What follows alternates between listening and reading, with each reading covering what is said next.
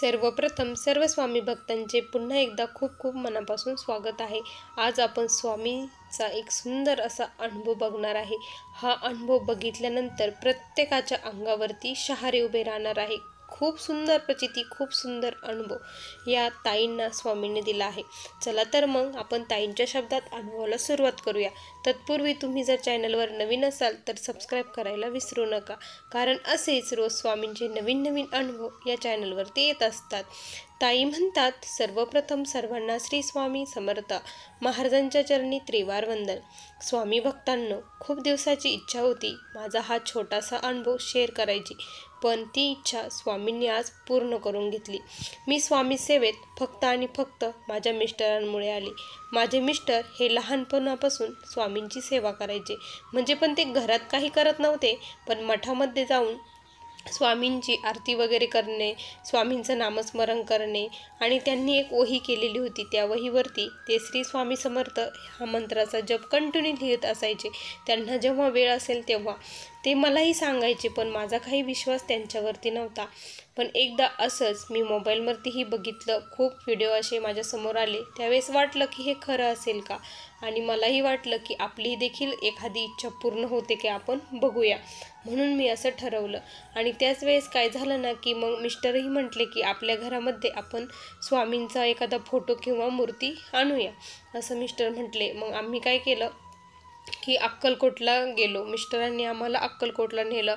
गाणगापूर, तुळजापूर, पंढरपूर, अक्कलकोट हे सर्व आम्ही केलं, आणि तिथे आम्ही एक सुंदर अशी मूर्ती स्वामींची घेतली। मूर्ती घेतल्यानंतर आम्ही ती समाधी मठाला लावून आणली, तिथे दर्शन वगैरे घेतलं आणि मूर्ती त्यांना दिली, आणि समाधीला लावून मूर्ती आम्ही घरी घेऊन चाललो होतो। मूर्ती ठेवलेली होती। त्यानंतर काय झालं, आम्ही घरी आलो। घरी आल्यानंतर मग जेव्हा सर्व काही आवरलं वगैरे, पसारा काढला, त्यावेळेस कळालं की स्वामींची मूर्ती आता आपल्याला हे करायची आहे, म्हणून मग मी मूर्ती वगैरे बाहेर काढली। ज्यावेळेस मी मूर्ती बाहेर काढली त्यावेळेस खरंच खूप आश्चर्य वाटलं की घेतली तेव्हा ही मूर्ती खूप छान होती, आणि अचानक या मूर्तीला काय झालं।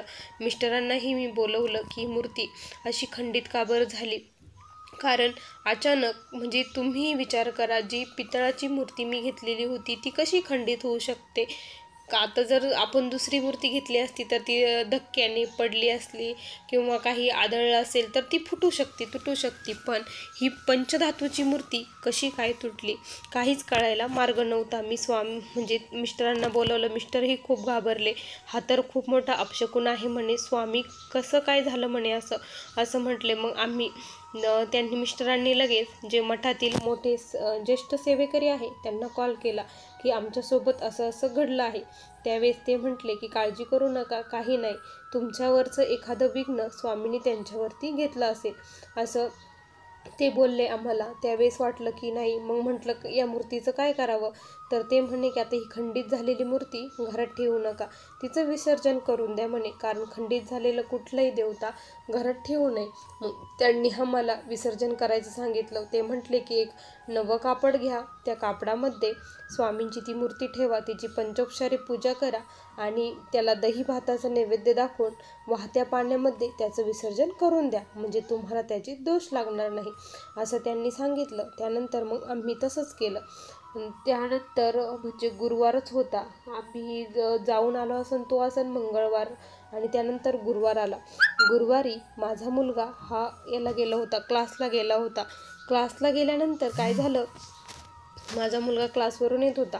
क्लासवरून येता येता त्याच्या पाठीमागे खूप मोठं कुत्रं त्याच्या पाठीमागे लागलं। तो खूप धावत पुढे पळत होता, कुत्र्याला भीत होता, घाबरत होता, त्याला मारण्याचा प्रयत्न करत होता। कुत्र्याला हाकलता पळता तो रोडवरती पडला, आणि रोडवरती पडल्यानंतर समोरून खूप मोठी गाडी आली आणि त्याच्या पायावरनं गेली।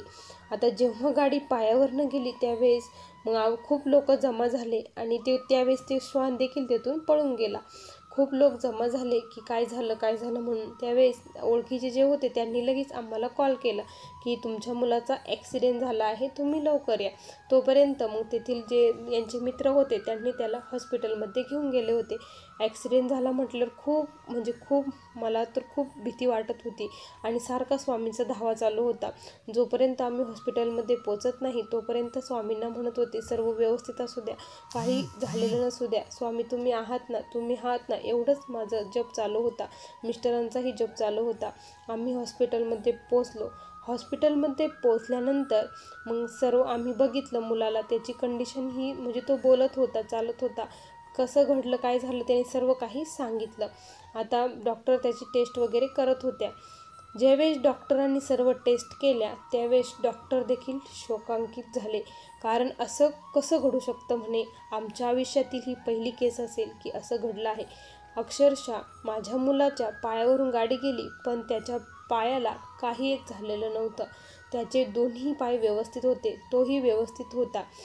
ज्यावेळेस आम्ही त्याला विचारलं की कसं झालं, त्यावेळेस त्याने सांगितलं की माझ्या मागे खूप मोठा श्वान लागला आणि मी पळत होतो पुढे. आणि त्याच वेळेस काय झालं म्हणे, आई जेव्हा मी खाली पडलो त्यावेळेस एक रिक्षावाले अंकल आले होते. त्यांच्या गळ्यात खूप मोठी रुद्राक्षाची माळ होती आणि त्यांनी मला हात देण्याचा प्रयत्न केला. पण ते म्हणले, त्याच क्षणी त्यांचा आवाज आला की भिवू नकोस, स्वामी तुझ्यासोबत आहे, श्री स्वामी समर्थ म्हण, असं ते म्हटले. आणि मी जोरामध्ये श्री स्वामी समर्थ हा मंत्र म्हटलो आणि गाडी माझ्या पायावरून गेली. आणि गाडी गेल्यानंतर आता मला वाटलं की मला आता काहीच होणार नाही, माझे दोन्ही पाय गेले असंच मला वाटत होतं. पण मला उचलून इथे हॉस्पिटलमध्ये आणलं आणि तिथे आल्यानंतर चालायला वगैरे लावलं तर मला चालता येत होतं. आणि खरंच आई ते दुसरे तिसरे कोणी नसून स्वामीच होते. कारण जेव्हा ते असं बोलले त्यावेळेस असं खूप मोठं असं हे झाल्यासारखं वाटलं की अद्भुत शक्ती असल्यासारखं वाटलं. त्यावेळेस ती गाडी जसं काय अलगद माझ्या पायावरून गेली असंच मला वाटलं. आणि त्यानंतर आम्ही खरंच खूप स्वामींचे ऋणी झालो. कारण जेव्हा ती मूर्ती खंडित झाली होती तेव्हा स्वामींनी संकेत दिला होता की तुमच्या बाळावरती की ते खूप मोठं विघ्न येणार होतं.